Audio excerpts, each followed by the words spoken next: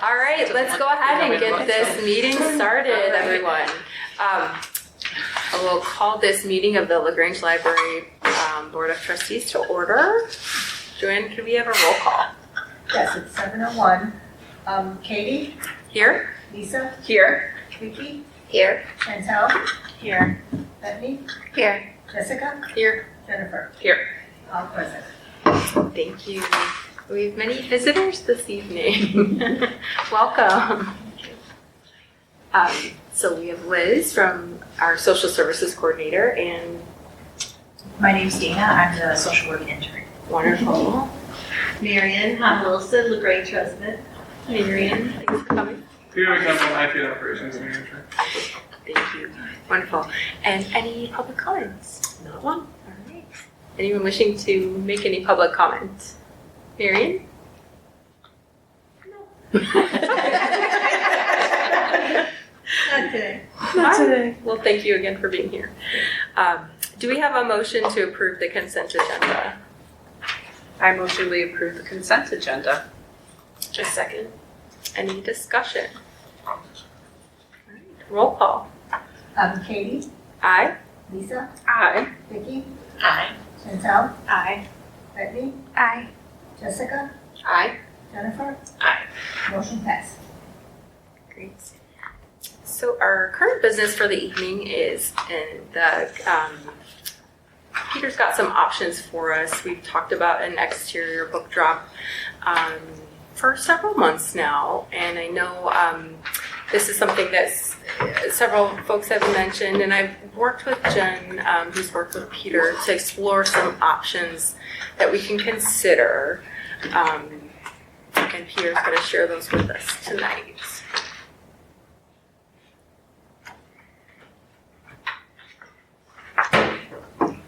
Good evening.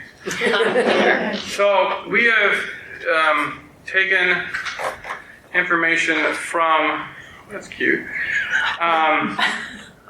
stuff that Ingrid Anderson gave us as some options to look at our larger construction projects for the year.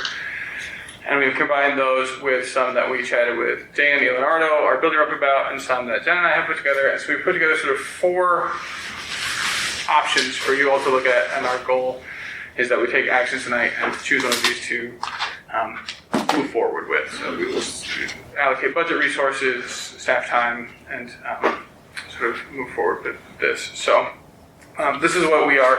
The first 2 are ones that you may have seen before. Those are presentations from Ingrid Anderson. So the first one here is the staff workroom. So this is the back door by the staff entrance here. This is that same old dumbwaiter shaft here in the corner here. Right around the corner is the car accessible lane for the pickup window. So the additional slot would be added right here into this.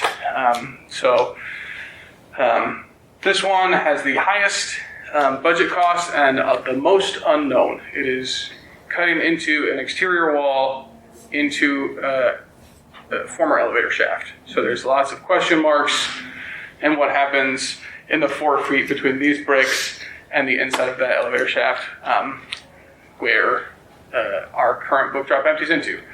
So we'll sort of look at some comparisons of benefits and opportunities for each of these. This one would be great. It empties into the same location all of our books are. It makes one collection point for staff to get all of the books through. But as you say here, the project include removal, shoring of shaft walls, structural steel beams, headers, infilling concrete floors, finishes, fire protection, electrical, and a new book drop. So this is the Cadillac of options of what it goes through with the price tag of somewhere between $76,000 and $92,000, not counting sort of what the contingencies for that would be and what's going on in there.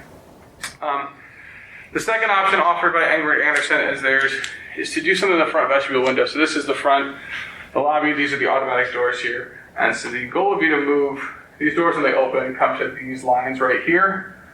So we just take one of these glass panels on the side, remove the glass there, and install a spandrel panel. It's a new word that we learned when working through these, but essentially a sheet metal panel there with a new exterior slot in it. This has a smaller budget because it's no construction. It's essentially just getting a glazer in to redo those windows, support those, weatherproof them at the book drop there. So that's sort of what that space would look like. Again, the budget of this, $23,000 to $28,000. This one, we would hopefully be able to come in under the bid threshold. This would look like one that we could do more in-house than having to deal with an architect, engineers for shoring up walls, masons, all of those things. This would be one that we would run in-house, in consultation most likely with Dan, but less need of an architect and outside consultants to do that sort of work. Third option, this is our current emergency exit out onto Grange Road on the southeast corner of the building. This is in the process of being repurposed as a new staff entrance as well. There's some interior work we've done to do that. We have now contracted to do some exterior work to add some hardware things. So this will now become an ingress and egress door there. But the goal would be to add a concrete pad right here, essentially between the door and this outlet. This door opens this way towards the parking lot. So add another bit of concrete here and install a freestanding exterior book drop, sort of like we had before with different modifications, so it can open from the side. We've been looking at size and things we could fit there. This is again, even further down, less expensive option. This has some challenges in that it exposes the books to the weather conditions again, the staff to weather conditions. This is a fire-rated stairwell here, so it became sort of untenable to do any sort of interior work there. We couldn't just put it through that wall because then you're into a fire-rated stairwell that then has a fire load in it of a big box of paper. So that was an option there. So this price looks at redoing some landscaping, pouring some concrete there, and mounting an exterior book drop to that space. This, along with the very first option, would involve permitting and some review by the village, because this is affecting our pouring concrete outside is a permanent thing. Same thing with the exterior construction. Option B is questionable because we'd be affecting traffic flow on the sidewalk, but we're not affecting parts of the building that they care about. So we'd ask some gentle questions of them to say, we're going to do this, great, and it may end up in permitting, may not. This one and the first one definitely would have to go through a review and permit process with the village to do these. The fourth option is to, almost like a pilot program, start moving our book returns closer to the street and doing things. So this would be adding just a rolling book drop that can move in and out of the front vestibule.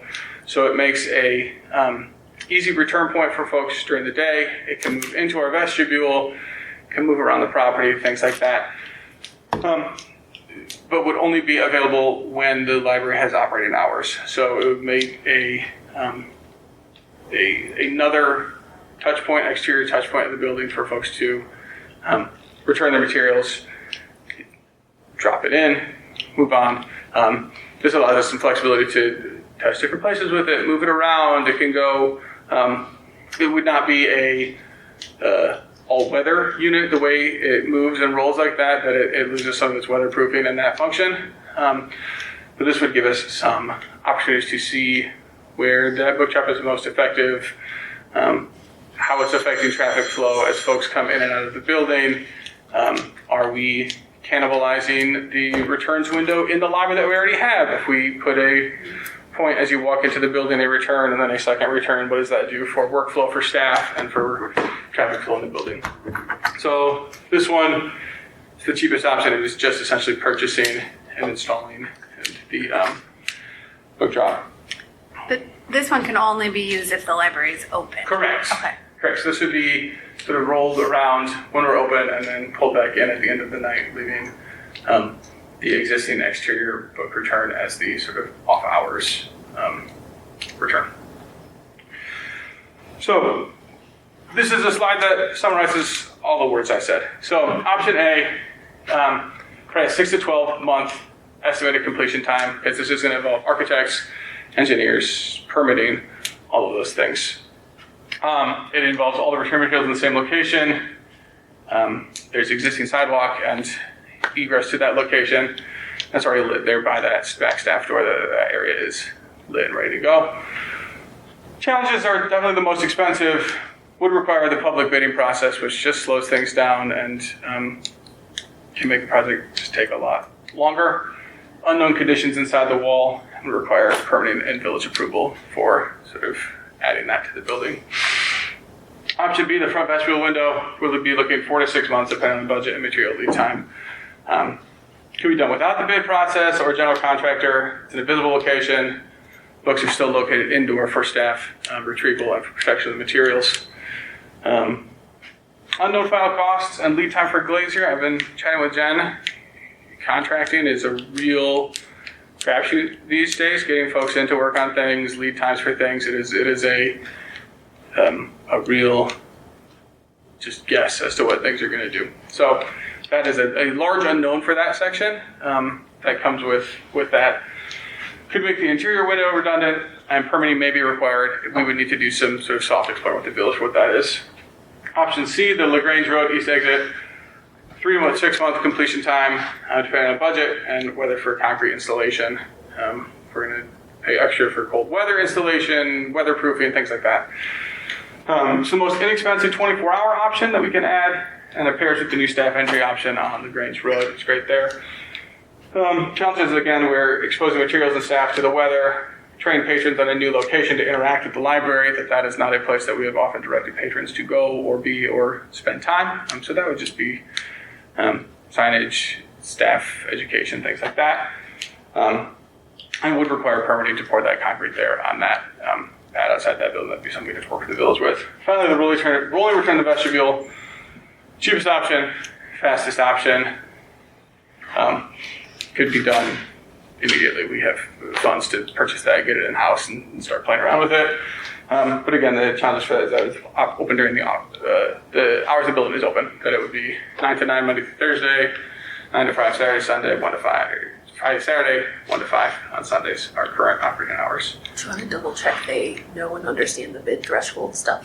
Sure. So the bid threshold for any project is $25,000 all in. So once a project crosses that line, not after you've spent it, but once you start doing estimates and start getting requests, if you start crossing that $25,000 line, we have to stop and reach out for a public bid. So we're posting the bid ad in the newspaper, we're doing pre-bid walkthroughs, we're involving Daniel Leonardo a lot more. He runs that process for us a lot of the time, especially for larger projects like that.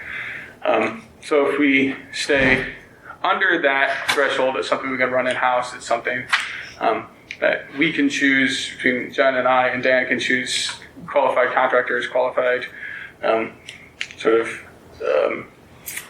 people we want to work with, and it gives us a little more actual flexibility in choosing who we work with, because we don't always have to do the lowest qualified bidder. We can choose someone with a relationship, we can choose someone who's well reviewed, we can spend a little more money for someone we have good vibes with, rather than open it to the public and then sort of working from the bottom up as we're doing budget and things like that. So Does that also add cost, having to do the bid out? Right? yeah, so once you hit $25,000, then you're paying, I think our last bid ad in the paper was like $800, because you have to include so much The black box bid. text for it. It's like to put it in the paper for a week, it's like it's $800, and it's legally required. And so there's that. There's more time with Dan that we're paying because he runs that process, and he's just on a time and material basis for us, so he does contract work for us. So yes, once essentially you cross 25, it starts looking closer to 35 or 40, just because you start having to pay more people to comply with. There has been pending legislation for years now to increase that number, because it has not changed since the 90s of what that threshold is, but it just continues to be. It was on the legislative agenda for 24-25, and it was struck down by not struck down, but they got a lot of challenges from one of the unions. Didn't want to raise the threshold. They want you to go out to bid at $25,000, And which didn't is they only want to raise it a pretty minimal amount? Yeah, I wanted to say was it I think even it was 30, but then they were going to tie it to inflation, so it would at least then increase A little bit. a little bit every year, so you wouldn't be locked at the same number, but it is still now just locked at 25. And so I spent a lot of time in conversations with the contractors and saying, like, if you can come in at $24,999, we are both going to be really happy. And that applies to construction stuff, not service stuff. So like our health insurance, for example, we're not required to go out to bid to that because it's a provided service, not a construction service. So this solely applies to construction related. Similarly, it is not with contractors that we have like existing service relationships with. So like we can pay stuff. our architect more than that for the work they're providing to us because we've engaged in a sort of contract relationship with them. So we're not bidding out every time we're working on the project with them just for any architect. So what questions do you have of me? And then I will leave you to your deliberations. Yeah, sure. I just have one question. Sure. First of all, thank you for all this work. Yeah. It's a lot. And I think a couple of them do solve the problem. Did you guys also consider, like similar to option C, did you consider the old location where it was before? We did we end up with some traffic flow issues there because that might encourage folks with vehicles to stop and use that one as opposed to continuing around and using the one next to the pickup window. That we did not want to increase the load from cars as well as pedestrians, and so putting it back in that spot, while a familiar place for folks, we already deal on occasion with folks trying to back out that way already because they don't like having to turn onto the Grange Road. They're like, I want to go north, so we're going to back out and then come back around and cross it and catch the left at the light. So preventing more foolishness in that direction was our goal that way. Can you reuse the bin that's near the dumpster? We cannot. That one is damaged beyond repair. We donated the one that was functional. But this one took a hit from a snowplow and no longer opens, and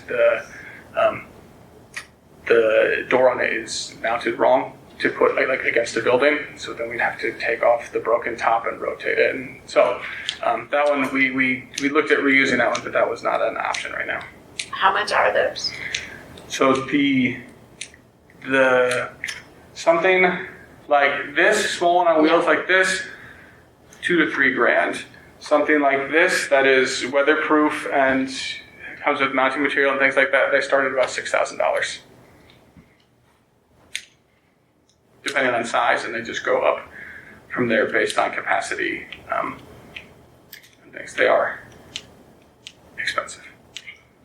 And to that point, I do want to add, you've presented 4 options, and thank you again for the research you've done to bring these to us. But we do have a 5th option as well, and that is to continue with our current setup. I think it's important to note that we have an existing exterior book drop. I know that some folks in this room, have concerns about that. But I think it's important to note that this is not something that we've gotten a lot of public comment on, if any. This isn't something that people are clamoring for. We've not had requests for this. The existing setup we have was approved by was designed by an architect, was approved by the village, was passed through a traffic study, and has been functioning well without incident for 2 years now. In November, it'll be 2 years. For 2 years. So I just encourage us to consider, are we trying to solve a problem that doesn't exist? Are we talking about spending money, even if it's just $3,000 on something that isn't really a problem?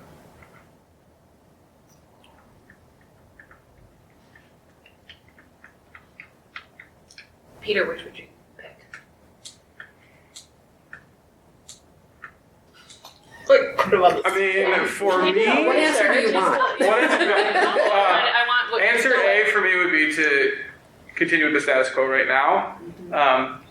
In terms of which one I think would be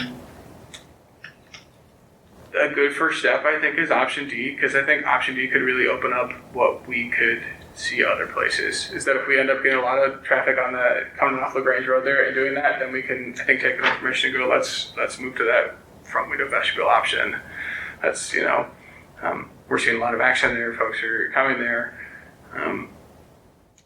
I think is what I would do. I think it's a good first step, and it allows us to take some action right now and then plan budgetarily. Because that's one of the other things is some of these other ones we can maybe squeak in this budget year, but a lot of them would be either using some of our capital money or to put into some library improvements lines for next year that we can find $2,000 to $3,000 to get a book drop up and moving and going like that.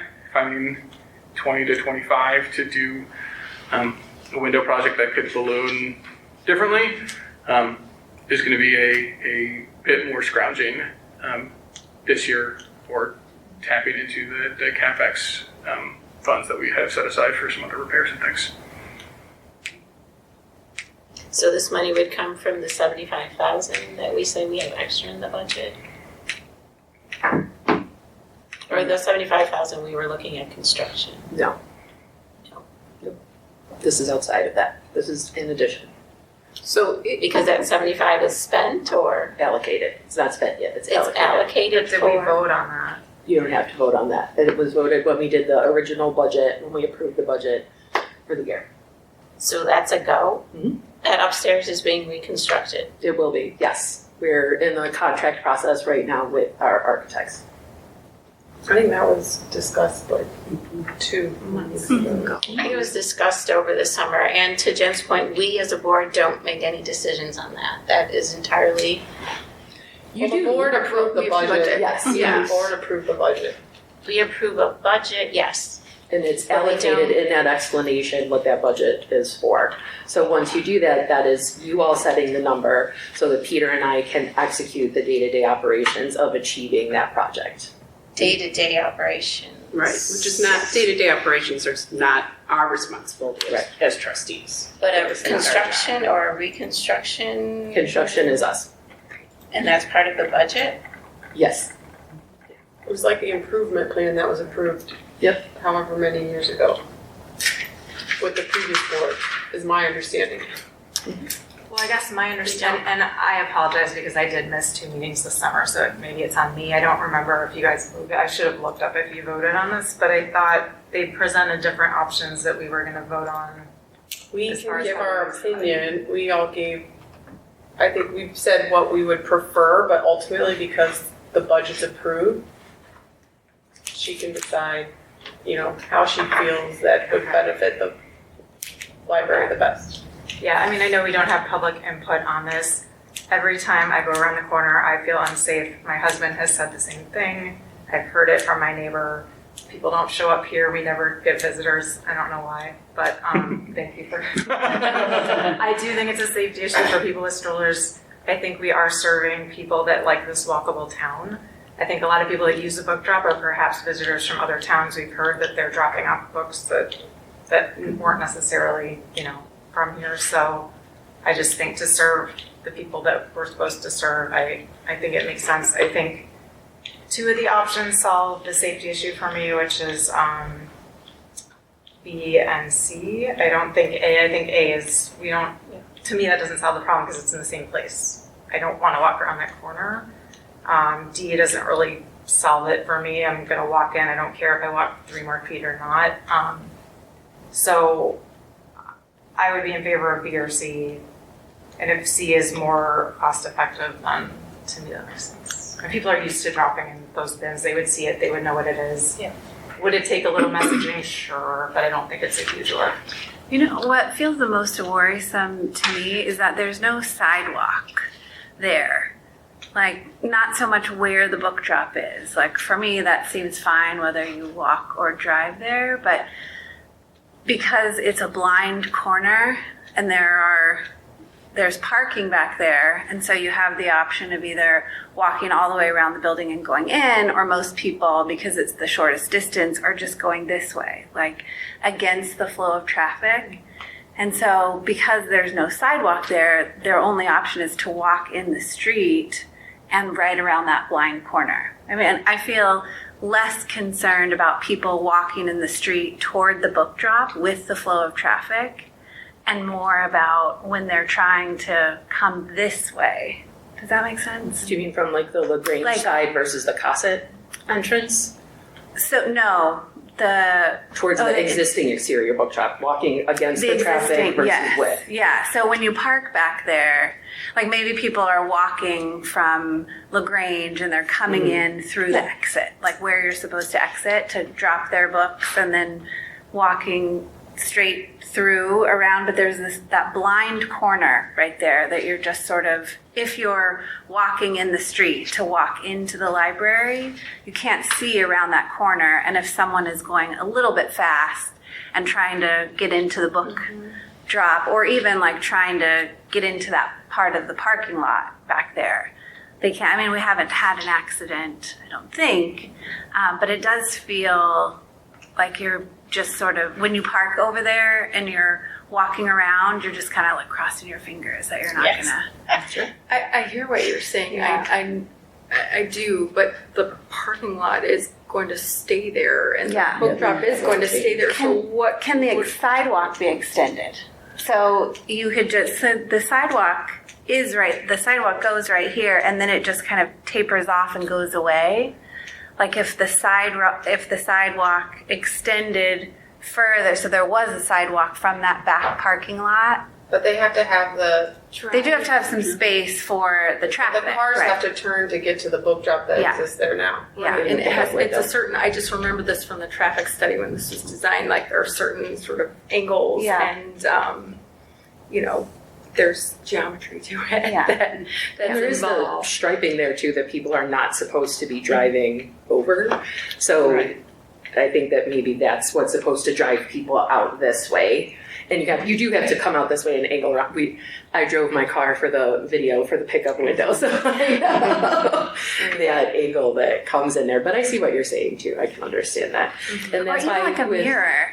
There is a mirror up there. There is a mirror. Okay, I haven't noticed that. I feel like and that was one of the things I liked about particularly with C as an option, because my worry was that we'd be encouraging people to like stop their car, get out and put their book in, but the door would open that way. So there's really like a block, right? Nobody's gonna stop there and be like, oh, hey, can you take my book? Like there's already a sidewalk that's exposed to walk up that way as well. So, it's using what exists. The hard part is that I worry about is we're changing some of the natural footprint that's out there. And then that's again going to be some messaging, because we know we are a village that's very dedicated to the green space.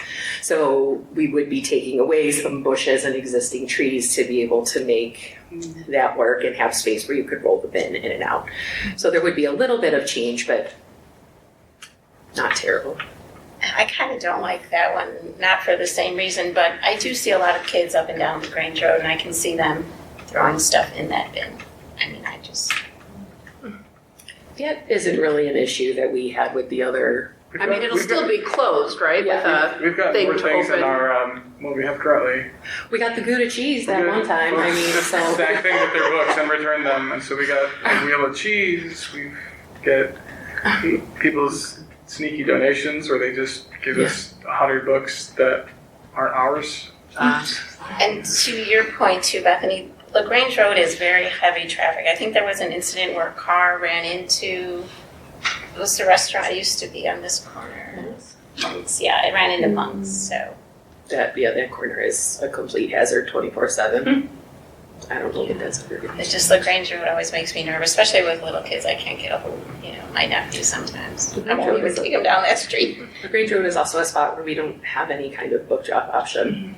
It is neat Yeah, to show But that that's where side of- C is, right? C is there, yes. That was Yeah. what it would be. I sort of like the idea that it's away from everything else. Yeah. Like it's its own Yeah. kind of. It's the positive to that one. I think if you want a fast solution, something with D is a fast solution, right? But I think with C, the thing that I worry about the window going into the front vestibule, and I encourage everybody to remember, is that our building, we don't have like a walkway into our building. Our building is the public sidewalk, right? So when I'm standing there with my double stroller or my bicycle and I am putting my book's in or my dog's walking this way, etc., it is in the middle of public sidewalk. And I wonder how people will respond to that. Like, why are you blocking the door? Or I'm trying to get into the library and somebody's blocking the door. So that's one of the things that stuck out to me that we talked about. It's not on here, but, I wonder too, public perception from that as well.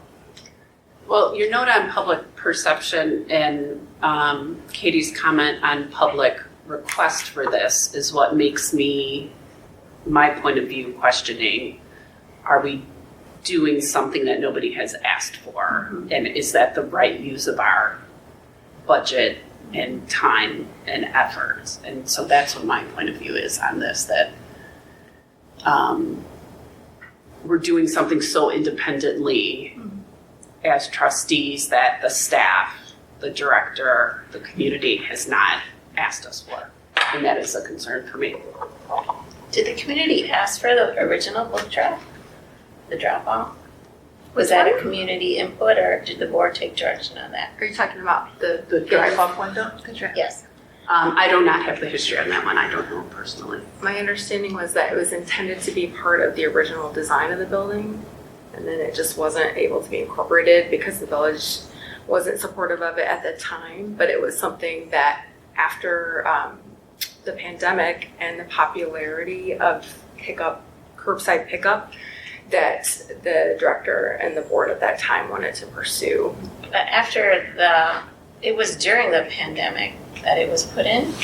No. No? No, it was after, yeah. We had our first meeting for it in April 2021. Mm-hmm. So it was our first meeting with the village for that. And then it took 2.5 years after that to get approval and construction and all of those. But yes, the first meeting was April 2021 to go our curbside and that was services going board-led gangbusters.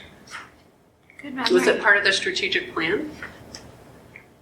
No, it was I don't really a library staff-led initiative. And I think it's become a very popular feature in libraries. It is, yes.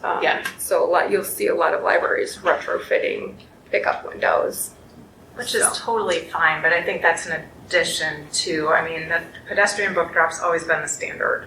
To not have the standard in a way that feels safe to me is a mistake. I think as the board, we're supposed to be the leaders.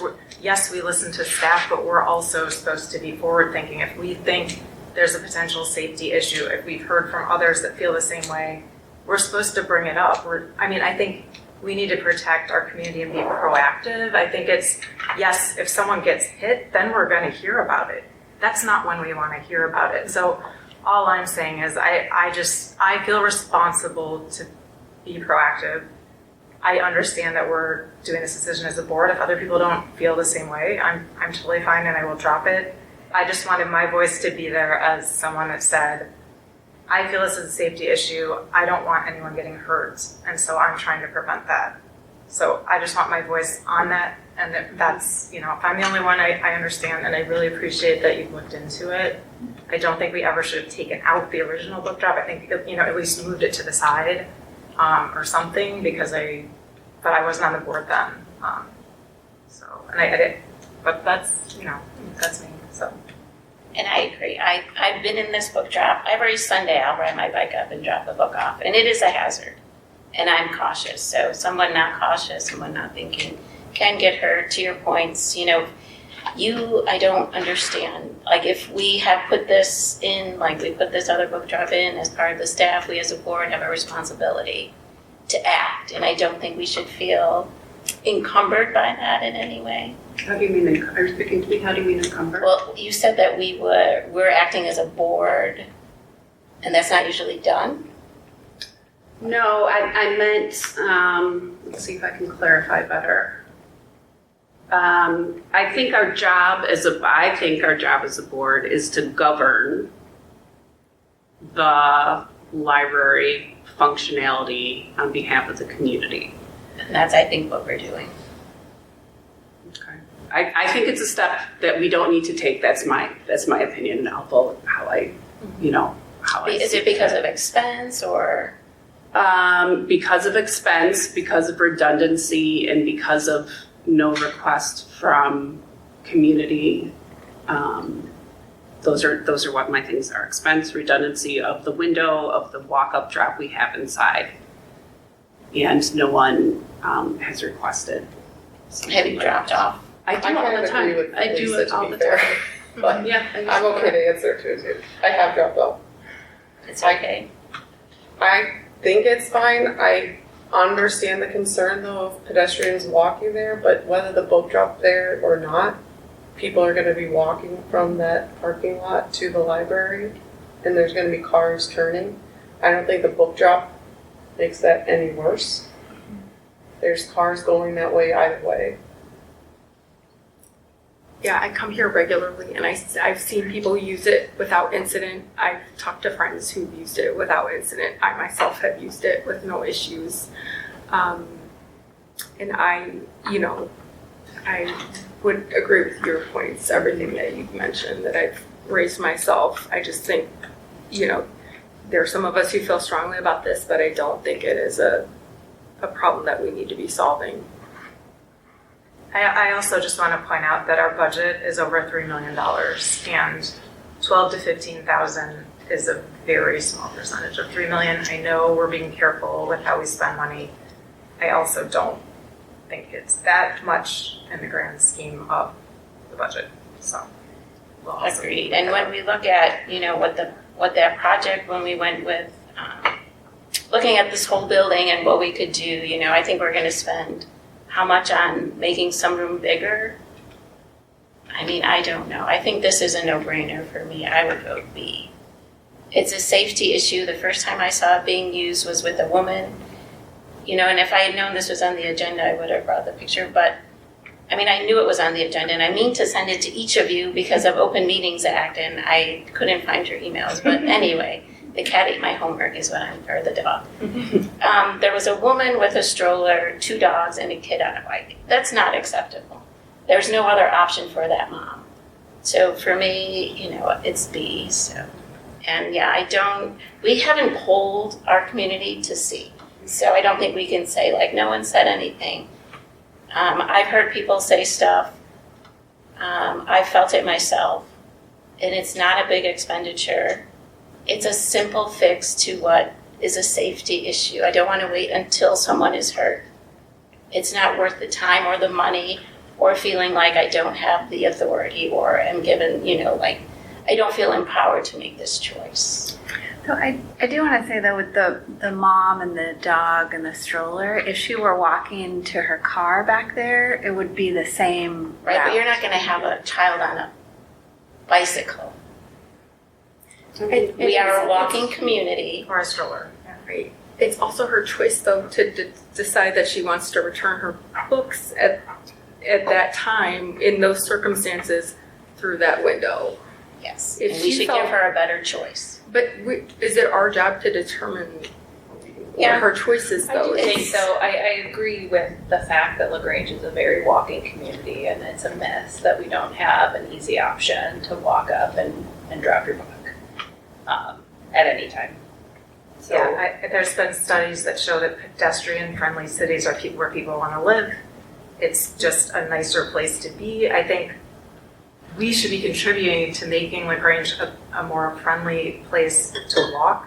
It is hard. LaGrange Road is hard. I cross it every day with my son. I hate it. I just want somewhere where I feel safe, and I just wish our community would create more of those places. I just really think people move here to be able, because it's walkable, and I just think, The library. yes, we have choices, but why should cars get priorities? We're humans, we're people. I think we should prioritize people over cars. We're not doing that here. Yes, you have a choice, but that choice involves potentially, running into a car. That's not the kind of choice I want, if that's a choice. I just don't think it's a lot of money to improve our community in a pedestrian-friendly way. So. Do you think that parking lot should be closed back there too? Because we wouldn't be able to stop the traffic of people walking to and from their cars. Well, that doesn't concern me because when I'm walking to a car back there, yes, there's that little part, but I'm going way wider than trying to stand where a car is about to turn into me. And if I'm putting a book in a drop, I'm standing there for a while, you know, if I've got a ton of books. So it doesn't feel safe to me, but, you know. We could also put book returns on every side of this building, but the one in the back would still be there. And to your point, we're not going to close that. So what do we do about that? Well, then they've made the choice, but we've given them another option. Right now, we don't have another option. So I just think we should provide that. They have another option technically, it's just not during closed business hours. Right? Yeah. And I'm just saying, we're People giving work. cars then, in that case, we're giving cars Yeah, I more know. options than people. I know, I work full time, I haven't been home yet today, I understand how it is, like, I get that. But you also said you make a choice to ride your bike through there and you don't feel safe, Right. but you're doing it. Because there's no better option. And as Yeah. a person sitting on this board, spending my time here, that's something that I can affect. Right. And Yeah, I would get hope that you sitting on this board would see that. I That do it's understand that. it's not a huge amount of money. I guess we've It's spent a a lot of safety money issue. on that particular thing, and I don't think we're Yeah. taking away pedestrians from walking through a car there, which is the main concern. So if you're parked there, I just parked there today and It I is walked not through and a easy. car came That is, around. you know what, honestly, that is another concern. But I don't think there's a fix for that particular thing unless you close that whole parking area, which is limited as it is. True. I think we've all had an opportunity to share our thoughts and voice our concerns about this particular project. So this is an action item on our agenda, whether to proceed or not with exploring these options. So that is our decision for tonight, is to decide whether to proceed or not with one of these options. And so I guess in terms of budgeting, like, so whatever we choose, if we do anything or not, if we choose something, where's that money being allocated from? So some of the stuff we would be able to work on in this fiscal year. And remember, our fiscal year ends April 30th. So when we're talking about timelines and lead times, that's something that's going to affect it as well. So if it's something we can do by April 30th, Peter and I are confident that we can find money to be able to do one of those in this fiscal year. Others that are longer than that would likely have to be in the following fiscal year. So again, it takes time to, you have to wait a little bit for these other projects to start.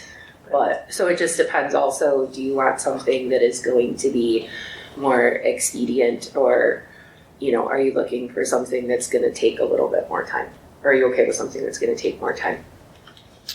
In terms of like the library staff, so if you did see, and that's relatively similar to what we had previously on the side, and that's just them moving the bin back and forth during a certain time of day, or? Yeah, they would check it during certain parts of the day. I would also ask us to look at potentially closing that book drop at certain times as well, getting one with a lock. So like, if we know that we're going to I'm be. sorry, are you guys talking about option C or D? C.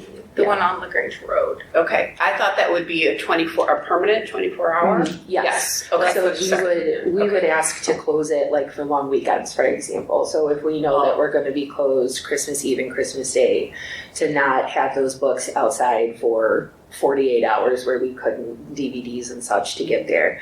Because we would have the drive-up option. If the library's not open, we don't come and empty the book drop. So that's something that we would, put hopefully into a procedural space. It's the same. It's not a great idea from a materials or staff standpoint, but I've expressed that, and I accept it as what it is. So There are other windows on the west side of the building. Did you look at putting a book drop there? If On there the was concern west side of the about- building? Yes, it's the west. On the west side of the building, As we soon as you have, pull in. yep, we have those where the 4 entrance windows used to in be. the cafe. Yes. So that is, we would sacrifice very popular patron space to put a box there, which is why we talked about around the corner. It would essentially take the place of that 3-sided bulletin board that's in that space, because those marketplace tables are used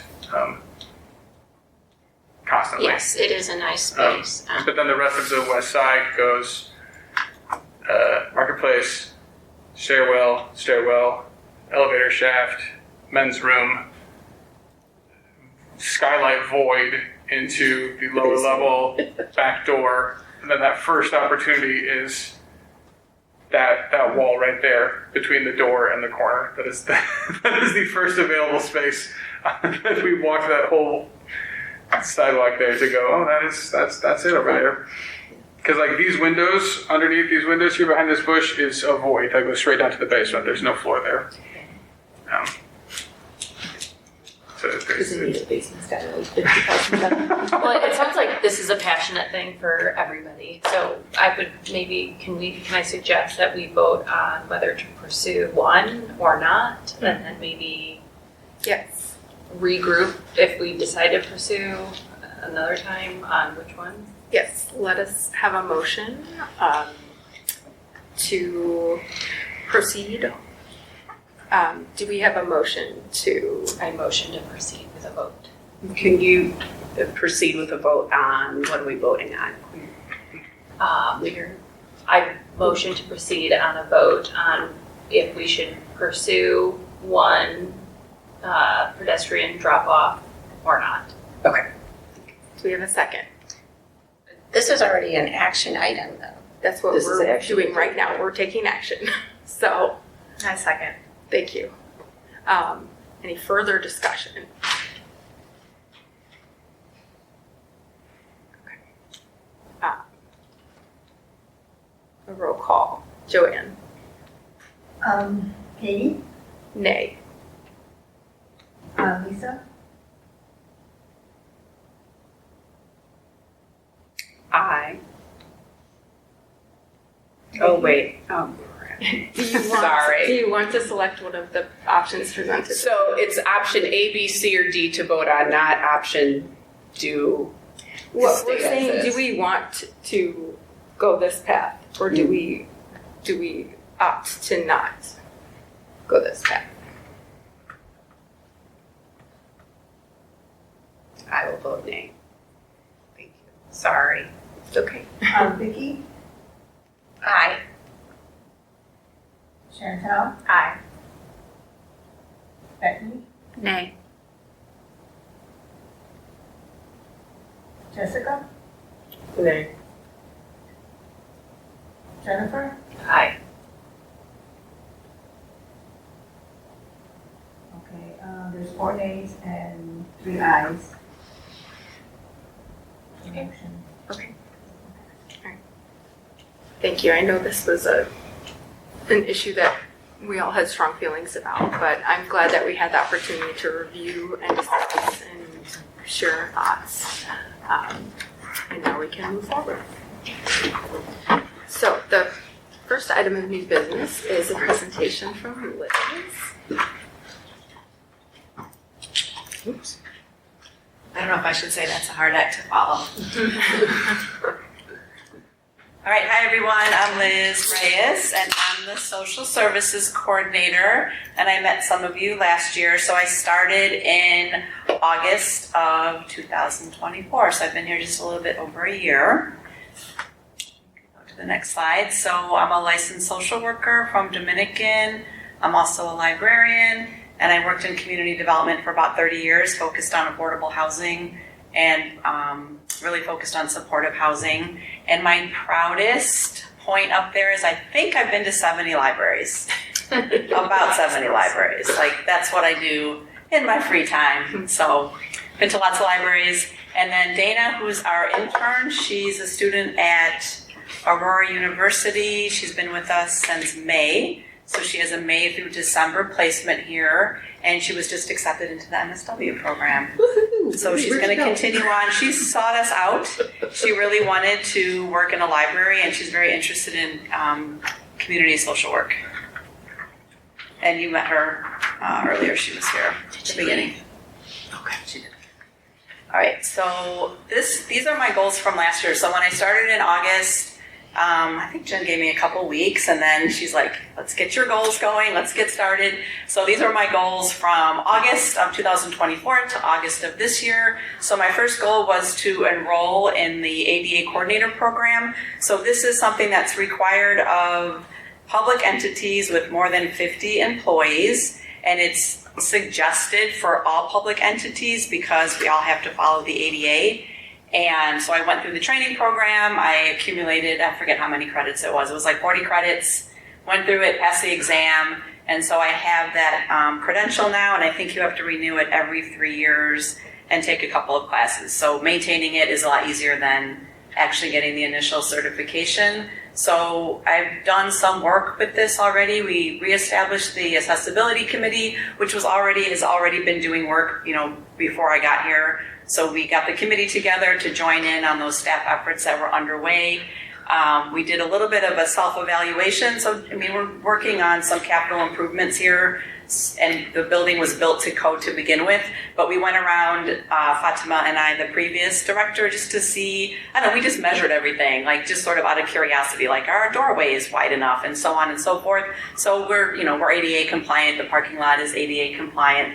So we went around and looked at that. But there are some improvements we can make in terms of assistive devices, and we're working on our electronic accessibility, which I'll talk about in a future slide. And so then for this year, for the 2025-2026, that last point, we will be working on, like I said, the digital accessibility. If we put up a flyer, like is that flyer over there accessible? I don't know. It's all about like contrast and the point size. So there's really specific guidelines now for documents and for how your public facing website looks. So we'll be working on that this coming year. And then the second goal from last year was working on programming, and we did quite a few things this year, a couple that I even forgot to put on here. So the first 2 staff in services, we offered 2 different mental health trainings. That was a topic when we did the staff survey. That was one of the top subjects that people really wanted to learn more about, and that and de-escalation. So we have access now to the homeless training platform, which if you're in the library world, they offer a lot of trainings around de-escalation and working with different patron populations. And then at our last staff in service, we did the training for Narcan, which that law goes into effect, I think it's January 1st, which is interesting law, and we can talk about that at the end of my presentation. We've done leadership training. We've done we've done some book discussions, and we've got more planned for next year. And then my third goal was increasing staff and patron access to information about social services. So there was an internal and an external component to this. So external, I'm a member of these various coalitions. So for Safe and Healthy Lyons Township, the Building Inclusive Communities Conference Planning Committee. I'm a member of the LaGrange Business Association Nonprofit Committee. And after this past year, I keep saying to myself, like, is LaGrange special? Because this community is so connected. Like at the volunteer fair we had about 3 weeks ago, and at the resource fair, it's almost more fun watching all the different nonprofits talk to each other, and everybody knows each other, and everybody sits on different committees and has seen each other at various events. And it just feels like a very connected community. So it's been fun to integrate more into that and to bring some of those groups in for programming and just to make those connections between the nonprofits has been great. And so I'll continue to serve on these various committees in the coming year. And then internally, I work to onboard Dana to just get her up to speed on everything we're working on.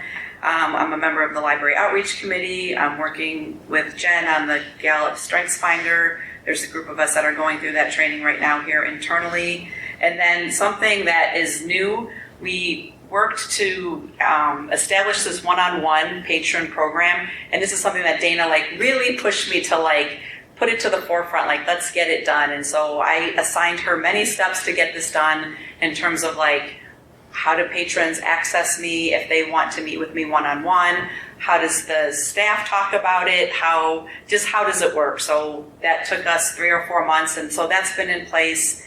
We've announced it over our social media, and we're just going to continue to kind of promote it. And to date, I've only had a handful of people come and either call me on the phone or come in and talk to me, and it's been about financial literacy, how to repair credit, how to apply for a mortgage. I've had a couple people who are interested in job search, like how do I even begin to look for a job? What are the online resources? And then I had somebody contact me about grief support. And so those have been the topics. And then we've got some ongoing patrons here with some mental health issues and housing issues, and I've been working with them in beds. And so it's just been like a very integrated process with a couple of the patrons here in the library. And then this is just like a laundry list of other stuff. I feel like I've been busy and doing a lot of different initiatives and getting to know the staff in the different departments. So these are just some of the other things that I've done. Reestablish the Organizational Health Committee, and our biggest initiative this past year was the National Library Week, which some of you participated in and came and helped us out. I've helped out with the staff in services. I've been on some committees. The Reaching Forward is a big conference, so I was on that committee. I've done some programming here. And something that was really fun is we hosted these patron book discussions about the anxious generation, which maybe most of you or some of you have read. And those were great and garnered a lot of community discussion. And then an offshoot of that was, maybe some of you have heard about it, there's a local Wait Till 8 group. Has anybody heard of it or hold the phone? So that big group came to our first discussion, and it was great to see people get so excited about organizing around cell phone use with their younger kids. So that was an offshoot of that. And then this is Dana's slide, some of the things she's been working on. So the top left-hand corner, she led a really excellent training on implicit bias and microaggressions at our last staff in service. She did a great job. She put together a really good presentation, and the staff feedback was really great on that. She, again, was really pushing me to get this one-on-one program established, because I kind of had it like, oh, I'll get to it. And she's like, no, we have to do it now. So I gave her the assignments, and like I said, she got it done. And then the resource binder is available online. Actually, another library just called me today to ask some questions about how we did that. So we've got it available online, and hard copies are at all of the desks and in the community care cabinet. And Fatima did a ton of work on that initially, and then Dana's been keeping that up to date. Same with our bulletin boards. And then we have our community care cabinet upstairs, and she's helping me create an Amazon wish list that we'll have online. So if somebody wants to donate, Band-Aids and hand warmers and gloves and all the things that can be in that cabinet this coming season, we're putting together an Amazon wish list for that. So she's helping me out.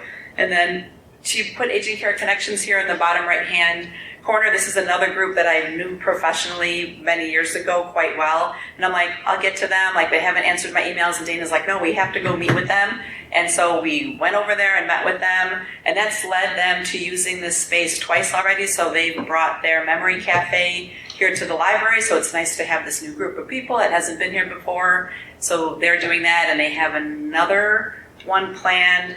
They're doing an Alzheimer's program, I think in December, where they're using our space again. So it's been nice to be back in contact with them a little bit more closely. And then quickly, the goals for this coming year. So we're going to work on a staff culture statement. So I'm on that group with Jen and Joanne.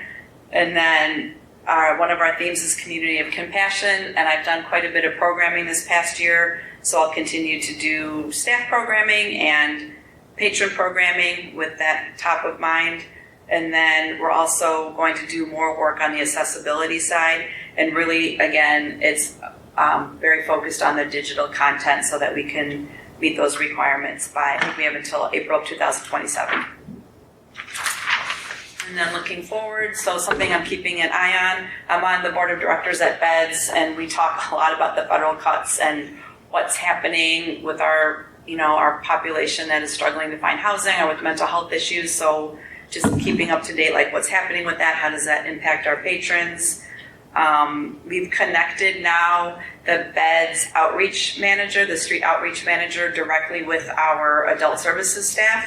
So if there is a patron in the library who is obviously in need of services or unhoused, we can contact the street outreach manager, and that's their job. They come out and talk to people one-on-one. They have a protocol, a way of approaching people with respect and asking if there's something they can do. So that's something that we just initiated about a month ago. What else are we doing? We're on a committee where we're looking at our incident report form and our code of conduct. I'm on a couple of committees there. And then I'm starting, I hope this is something that takes off in December. We're going to pilot a volunteer club. So I reached out to a local nonprofit, figured out a day that we could bring a group of people from the library to volunteer, and it'll just be like a regular program. So you can sign up. You'll know the date, the time, we're going to meet there, and it might be a way for people who don't really want to volunteer with a group, because you know that I'm going to be there and other people are going to be there, and hopefully that'll make them want to continue to volunteer. So that's something we're going to try. And then we've got this training coming up. So again, with the Narcan, libraries have some responsibilities regarding Narcan starting January 1st. We've been trained, it's been distributed around the library, so we are in compliance now. And then again, we've got these new ADA rules around web content that go into effect in 2027, so we'll be looking at that. And then this is like a little saying we were thinking of, like this pocket advocacy. So a lot of people are like, oh, what do social service coordinators or even social workers do in libraries? And if somebody asks you, these are some things you can say that I am actively doing right now. I do a lot of things, but these are like sort of easy ways to generalize a lot of my work. So we've got these one-on-one appointments. I'm representing the library publicly with a lot of our nonprofit partners. I'm making sure that we're meeting our federal accessibility requirements, helping planning staff programs around mental health and de-escalation or other topics that the staff is interested in. And then again, meeting these new laws around Narcan, and then still planning programs around wellness and civic engagement. And that's it. A lot of stuff. It's a lot of stuff. Did I talk? I didn't talk too Jess fast. only works part-time. Let's No, I talk work about that. I work 20 hours a week. 20, you said 20? I work 20 hours a week. You were very excited about your volunteer club. I am so You don't excited. feel it, but you're very excited And about because of our volunteer fair, I've now volunteered at 2 local organizations because I wanted to test drive it, and I'm going to go to the Park District and do it's for older adults. It's like brunch and bingo. I'm like, I'm there. So it's great. I mean, this community is so, I don't know, I live in Riverside like my whole life, and I'm like, I can't even name any of the groups that are really, I don't know why that is. That just seems very, very connected, and just a lot of great nonprofits and a lot of great partners. So I feel really lucky. That's great. Yeah, it's fun. Any questions? All right. Thanks Pass for along our thanks to listening. Dana too. She good job. Yeah, she's this is like what she wants to do. She wants to work in the library, Sounds Yeah. like she's very ambitious. That's great. but she has to get that master's degree done first. Thank All right, thank you. Thank you. Thanks, Liz. All right. Okay. Sorry if this don't get motion sick looking at this come through. Sorry. I don't know where my bookmark bar went. Page 22. You really don't, I see all of these invoices and checks, but when you put them all together, it's a little overwhelming. Okay, let me zoom out a little bit here too. So the 2 board memos that you have today, and we'll talk about them individually because they have to be voted on individually. So the first one is related to the Library Board of Trustees meeting dates for 2026. So we are obligated by the end of 2025 to put out the meeting schedule. And that is per the Illinois Open Meetings Act, and I'll let you read the numbers yourself there. But essentially, I am recommending that we keep the meetings exactly as they are, which is that 3rd Tuesday of each month at 7 p.m. in the Dirks Community Room.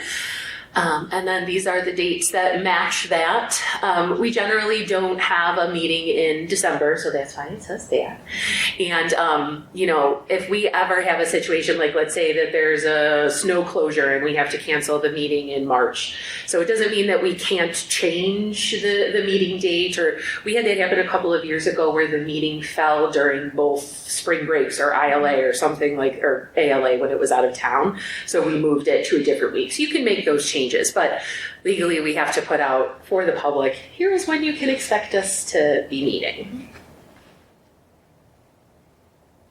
Is there any way we could maybe talk about removing one of the summer ones? I think we don't do a whole lot in the summer. So would you recommend that? Do you think that's a good idea? I think our agenda item was like very minimal, if anything. We weren't really acting on a lot. Are there meeting requirements? Technically only have to meet, I believe, 6 times a year, but one of the things that we have that could possibly support that, or if you decided you wanted to, let's say at the June meeting, you said, you know what's July look like? Maybe we don't have to have a meeting in July or even August. Like, you could do that as it goes on. Because we have the ability to do checks twice a month for us, that would just mean that you may not have to have a whole meeting, but the treasurer would still have to come in twice that month to do the checks, because we have our checks due in the beginning of the month, and then we have our checks that are due at the end of the month. So to stay in our good credit rating, we would have to do that. But that certainly, if that's something you could either discuss as it comes up, or if you wanted to make that change. Some libraries do that. I think most of them are looking more at the winter months as not having a meeting, but it doesn't mean it can't be done. Any thoughts on that? Anyone? Just to recap what I think I heard, we could in May or June decide to, like at that time, say we're gonna either push, cancel June or July, that kind of thing. So for me, I like that idea. I would be comfortable approving this, and then with the idea that we would revisit, just to see kind of where that agenda is stacking out in the summer. Yeah. I'm good with that too. Yeah. I'm open to that as well, because if it's an issue of like, are we going to meet quorum? I would rather just plan to not have a meeting than be on pins and needles wondering, you know, if we're going to have enough people to be able to hold a meeting. So Sure. Cool. Yeah. Okay. So it sounds like we're leaning toward going with these planned dates and then just making a decision closer to the summer about that. So do we have a motion to approve the 2026 regular board meeting dates as scheduled? I motion to approve the dates as scheduled. Second. Okay. Any further discussion? Okay, roll call. Katie, Aye. Lisa, Aye. Vicky, Aye. Chantel, Aye. Becky, Aye. Jessica, Aye. Jennifer. Aye. Motion passed. Just go to the next one. All right, so we also, when we approve those, generally approve the closure dates for the following year. So these are the ones that are, we review these dates every year, and we list them on our website. So I'm sure you've all looked and seen, you always have the whole entire year of library closures. This is no new additions, this is just keeping what we have. So there's 2 dates where we do a late open for staff training. It's generally the first Friday in March and the first Friday in November. And then the Thanksgiving Eve, we do an early closure at 5 o'clock. But the recommendation is to just keep it the same.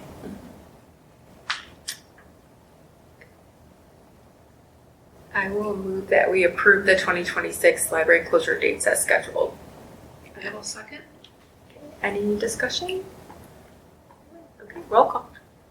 Aye. Lisa. Aye. Vicky. Aye. Chantel. Aye. Becky. Aye. Jessica. Aye. Jennifer. Aye. Motion passed.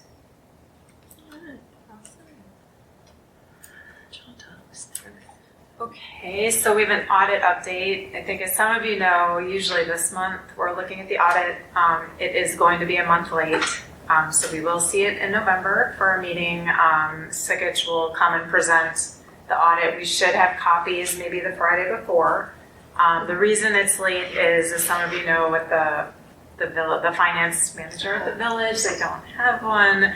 So it's very, very hard to get the info we need for our things. And there's just a few things we need, like the IMRF reports, which we finally got pulled just this week. Yes.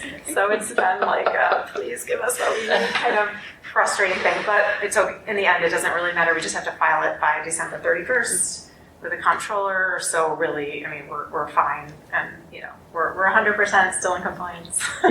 So all is good, but it is like Long done. yeah.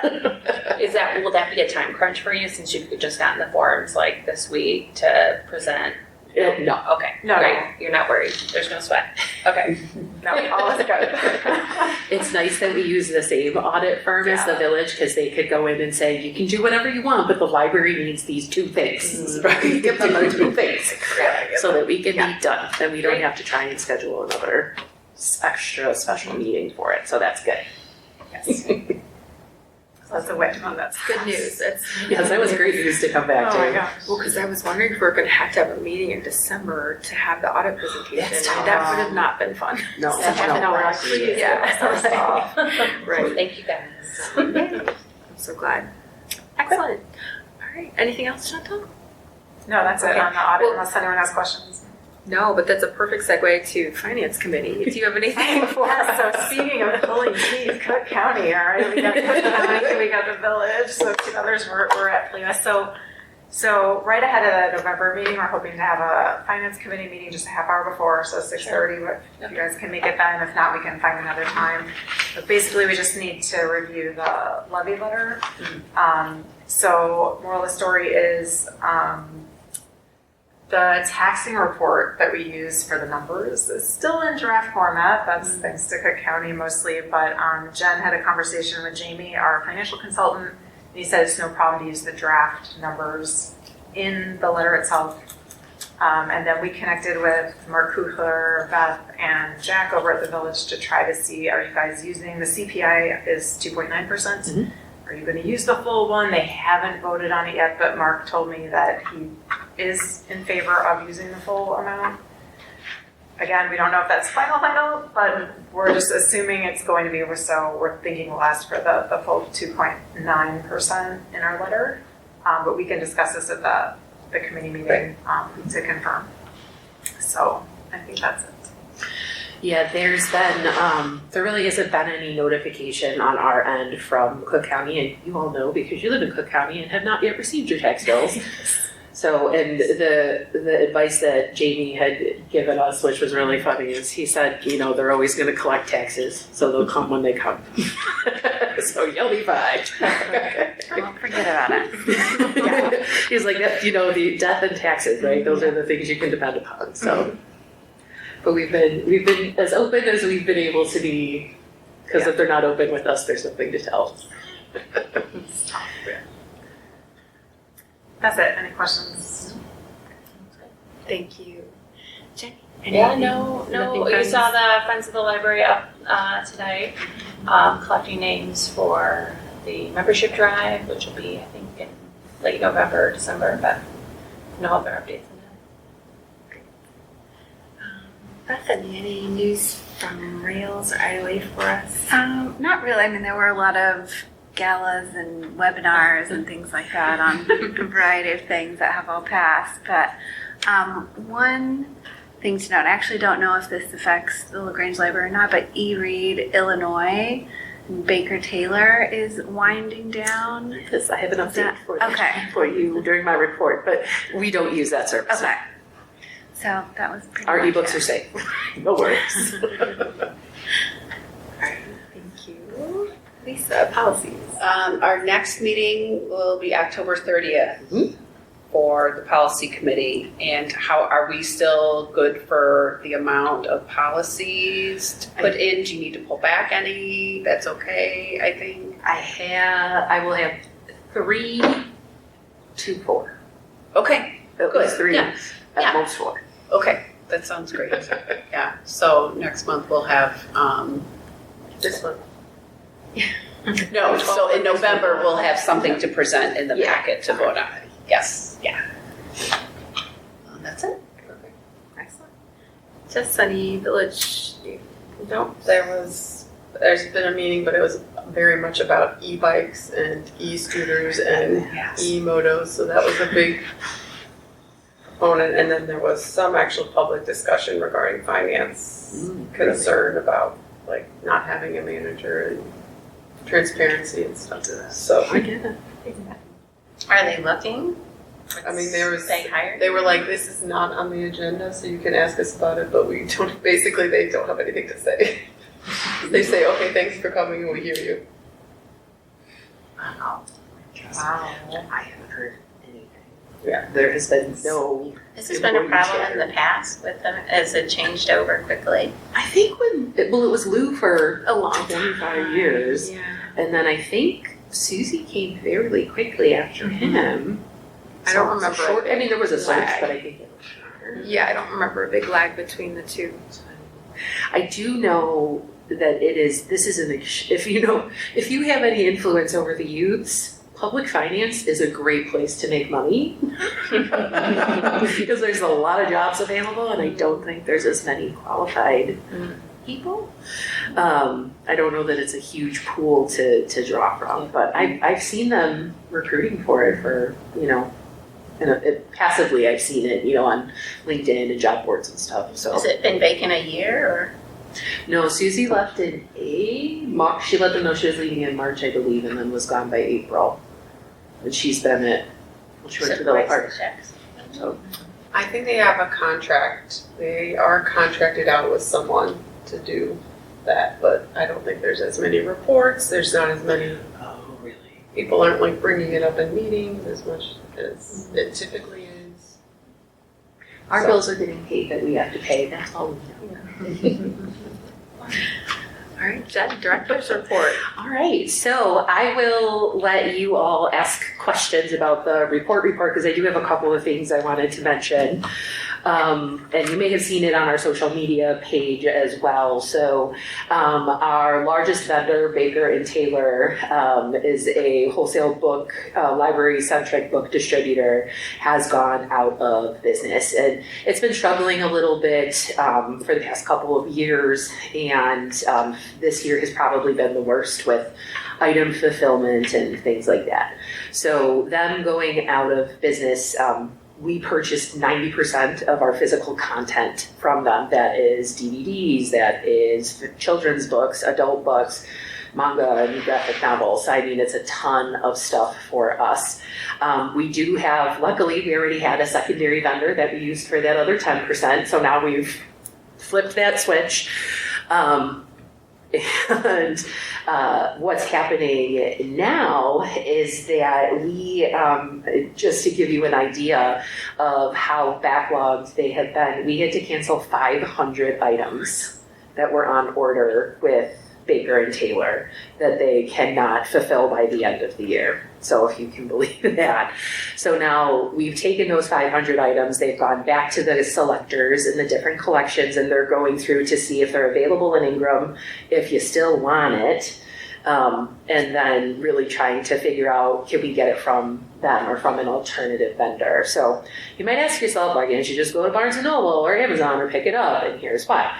When they're a library wholesaler, so we get a little bit of a discounted price from the cover price, but also when we're purchasing from them, we are purchasing the MARC record. And the MARC record is the detailed information that goes into our online catalog. So they provided that online component for us. We upload that to our system, and then we customize it. Our cataloging librarians customize it to do SWAN appropriate tagging. If we have special collections, we put them in. That kind of stuff happens in-house. So we are going from buying a kit and putting the kit together. Oh, and I should also say too, the materials would come, like if a book has a Mylar jacket over it, if it has, certain like stickers and things like that, that was all happening at that price at that company, 90% of our collection. And now we could do some of that with the new company, but not all of it. So we can go and buy those necessary books, like the hot ones, the stuff we're always going to purchase. We can go to Amazon, but we have to write the MARC record, which my staff is trained to do. They can do, but it is very detailed and very time consuming. So it is really not just looking at a new place to secure materials, it is looking at entirely evaluating the workflow, because we have a small cataloging department. We have a full-time cataloger, bless you, a part-time cataloger, and then an acquisitions coordinator who does like the actual uploading and management of the records. So we now have all three of those positions hit by this closure. So we are providing information to the patrons so that they know, because it's taking a long time to get materials out. But also, we are not the only people affected by this in Swan. So what that means is some of the items that would have normally been equally shared or made available by our 99 other libraries in our system, we are all in the same exact position. So it's really adding a delay to even securing the materials, but we're working on it. And we put that information out. We haven't, there hasn't been a lot of complaints or anything. There's been a couple of people that are like, hey, why is this taking so long? But we put that information out to be ahead of the game. So we wanted people to know in advance. The one thing that I am monitoring along with Rebecca and Kim is our Lucky Day collection that we have upstairs of DVDs and like the hottest books that are the shorter shelf right when you walk in upstairs. Those are ones that we use on they're called a leased copy. So you get it for you purchase credits in the year, you redeem it, and then when you're done with that book, when it's popular for 6 months, and then you send it back to them, and then they pass it on, recycle it, do whatever they do with it. There is not another avenue for that in Ingram, which is our secondary company. So we're going to have to do a little bit of thinking about how to keep those hotter titles quickly available in that physical format. Again, if you know people that are looking for like $1 million idea, library stuff like that is we will pay for it, because there's one option or two options. There's not a lot to choose from. Those of you who've been on the board for a while, we had this happen last year with our room scheduling and programming software, where they closed and gave us a 3-month notice, and we had to totally pivot and move in a different direction. So this is something we're kind of seeing from many Library World vendors right now. But again, just a question on that. So you're pivoting towards like the company that had the 10%. Are there other companies out there that provide this service that, for a continuity standpoint, there's very few, because Baker and Taylor had bought up the smaller companies they've been in business since 1828. So they've been the big dog in the game. Sure. So it'll be interesting to see, and Rebecca and I, we talked to vendors at the conference last week because they were there. So they were telling us, here's what we're going to do now. Yeah. So they don't have it yet, but they are looking at adding those services. But again, that implementation time is going to take a bit for them to get together. So kind of. There's one company that we were like, oh yeah, we can lease with them, and we reached out to them right away as soon as we heard this was happening. It's called Brodart. You might have heard of it before. And they're like, oh, we are not accepting new lease clients at this time. So we're on their list to call us exactly when that opens, but the other that part would be for the Lucky Day stuff. Yes, and the other one that's part of that is our DVDs, because we don't purchase a lot of DVDs because they get popular for a while, the physical format, and then we don't keep them. We don't have a lot of shelf space for them. We don't have a lot of long-term usage. So now we're trying to figure out, we cut that budget and moved it into streaming services and moved it into other places this year, but what's it going to look like for next year? So even though our budget for next year is not, due until March or April, we're thinking about it now. So hopefully we'll be prepared when that time comes, and hopefully there will be more options for us. But Is there a date when it's happening, like when Baker the closure, and Taylor is? they have just said by the end of 2025. So does that mean the 31st? Does that mean December 1st? I don't know. They had been working on doing a buyout deal with a company called ReaderLink, which is actually based in Oak Brook. But that fell through the day it was supposed, they had the letter of intent, and the day of the merger was supposed to happen, it fell through. So who knows what happened there? But yeah, we've been watching this for a while. It's been like the slow burn to now it's nothing. So we're working on getting that high demand stuff, but again, as we see, isn't that? It's bananas. It's bananas. It's like when you're at work now and the internet goes out and you're like, I do, you gotta. That's what my kids are texting me about right now. Or yesterday, Yeah, you discover Amazon runs everything. the Amazon Web Service. Oh my gosh. Something else. Read a book. Yeah, that's why Hoopla was down. I was gonna say Really Hoopla, glad that killed. So if you saw, hey, this is happening, that's what that was. But we're working on it. And the other thing that I wanted to mention, it was in the report, we had 3 new hires. They all started this week, actually.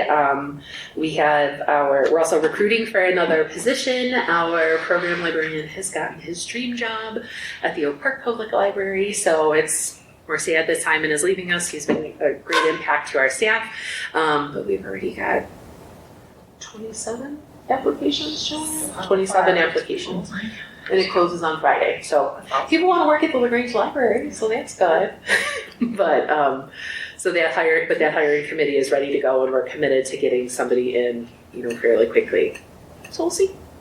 Did you have any other items from the report that you wanted me to highlight or talk about? Other than those fun ones? Our roof got a little facelift. I'm sure you saw that.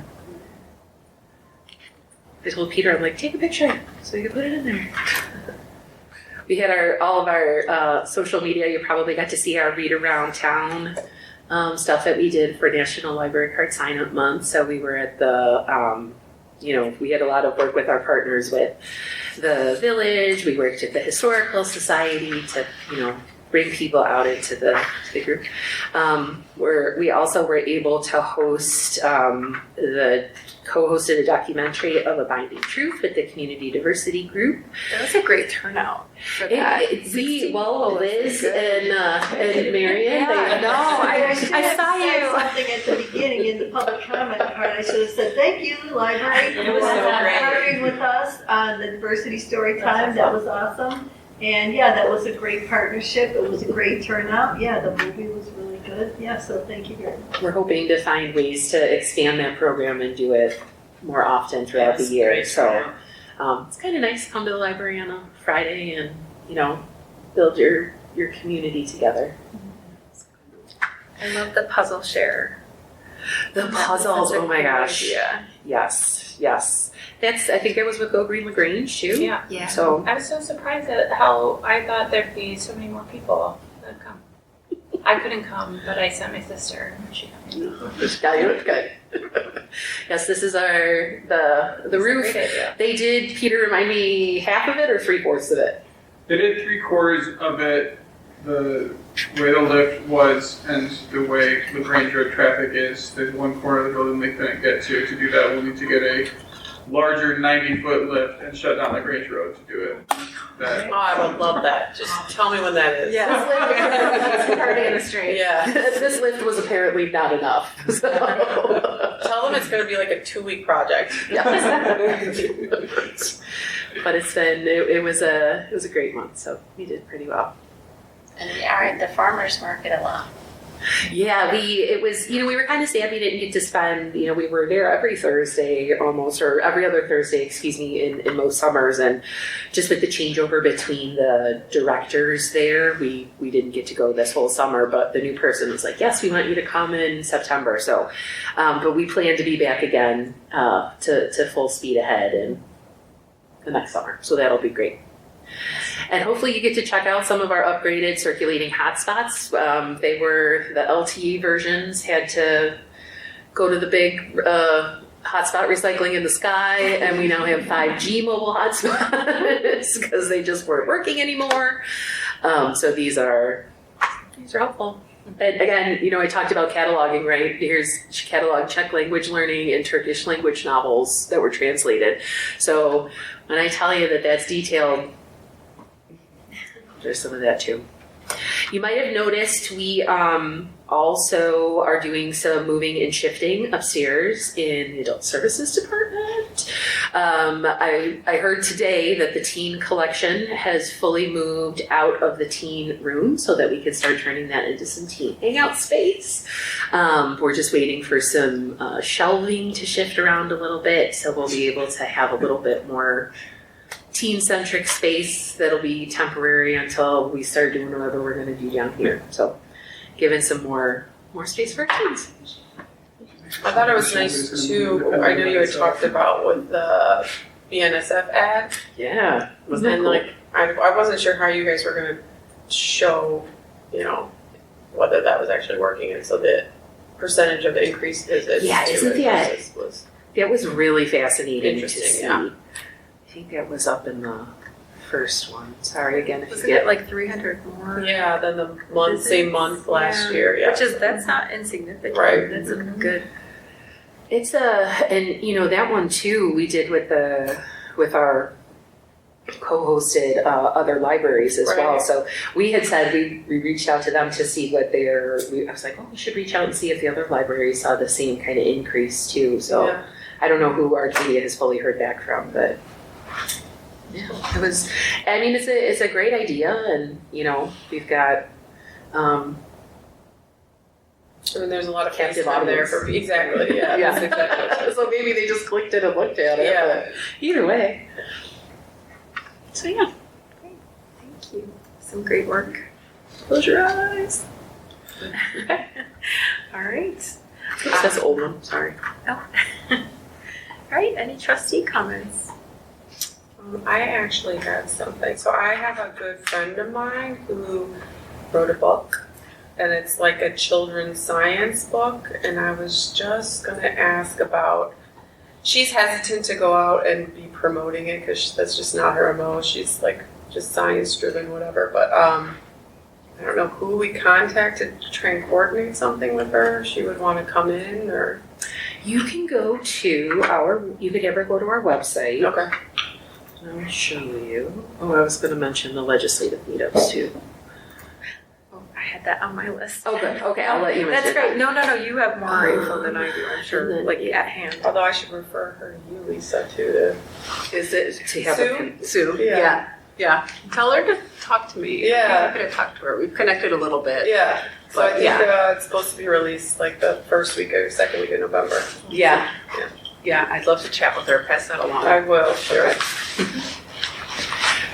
On one of the tabs up here, and I'm not finding it in the moment, I apologize, is a suggest a program form, Oh, okay. and have her fill Fill that out. Okay, and perfect. with local authors, we try to give them.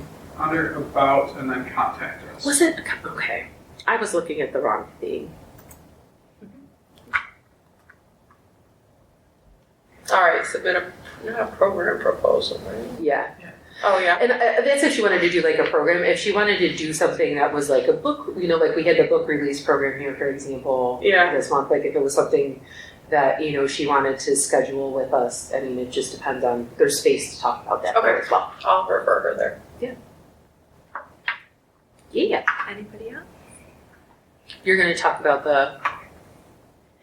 No, go ahead, please. I just had it on my list to make sure someone talked about it. Yes, exactly. So we do have the legislative meetups that are coming up, and I did hear back. Lisa said she'd be interested in doing the Oak Brook afternoon on December 2nd to 12. And then, Katie, did you say? If I didn't, I will. Okay. I would love to do the South. Are we? We always do the West? South Suburban Breakfast and the Right. West Suburban. Yeah, I think I went to Alsip last year, and I'd be Okay. glad to go again. So. Yeah. It's a great opportunity to sit. There's a short program from the ILA legislative, our lobbyist usually comes and does some talking, and then your representatives, either from the representative themselves is there or people from their office are there. So it's a great opportunity. Like I sat with the outreach person from Chuy Garcia's office, so I hear from them pretty frequently, like last year, for example. So if any of you have the time or opportunity to attend, it's 2 hours, and the library would be able to pay for that. So you can let me know, and we'll get you registered. It's at noon on the 2nd, right? Yeah. I had it on my calendar just for today. Okay, great, thank you. Again, talking about December is, I know. and they do these around the state as well. So So I just wanted to briefly mention the conference last week. The Illinois Library Association annual conference was last week in Rosemont, and LaGrange really shined brightly. It was wonderful to be there. I got to attend the awards luncheon where Kendra was presented with the Youth Services Achievement Award and sat next to Peter. And it was wonderful to see her receive that. Such an honor. For our library and for the departments and the community. So it was wonderful. And then Jen was a part of several presentations, as was Rebecca. Am I forgetting anyone else? But I know Jane attended. yeah, we had a variety of staff members attend because it was just in Rosemont, so it was local. It was great to be able to do that. And then our team did dominate trivia for the 3rd year in a row. And we won again. Nobody else has won. I don't know how much longer they're going to let us keep doing that. Who knows? But it was very fun, and we're a smart group of people who can pull out a Bluey fact or two every time. Yes, Jen did save the day with the Bluey trivia. So don't ask me to look at a book page and say what book it is from, though, because I'm like, just pass those past me. I do not have that memory, but can I remember Aunt Brandy from Bluey? Yes, I can. Brandy Gaddy, I can remember her, no problem.